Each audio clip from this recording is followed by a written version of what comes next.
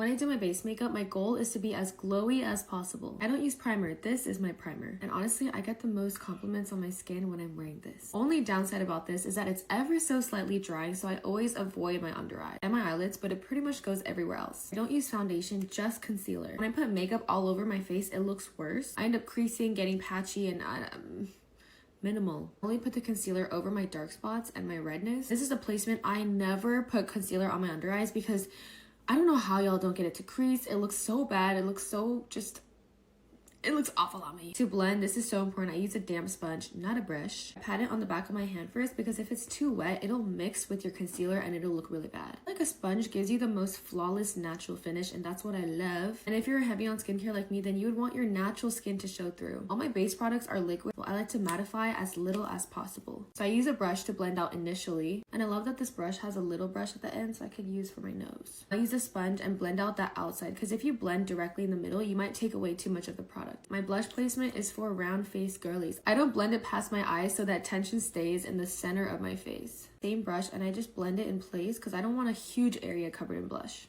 And then same thing with the bronzer, I just blend the edges. Even with blush and bronzer, I keep the products out of my under eyes because that's too much maintenance. For highlighter, this is my baby. It's a cream product again. I just put it on my nose and my inner corners. So with this product, I find that it looks best when you use a brush just to apply and kind of pack it onto the areas you want it. And then you use your finger. It looks best when you blend it with your finger. I use this setting spray. I like this one especially because the mist is so fine. It gives you an even glowier finish. This step is very specific to me, but once I use setting spray, my eyelids start getting really dry, so I just put Aquaphor, and it's more glow. So sometimes I think I have glow blindness and I go outside, I'm just shiny. So I will use powder, but just in very specific areas. I use a puff to take the powder and then wipe it on my hand first. We don't want too much. And I only set my nose a little bit above my eyebrow.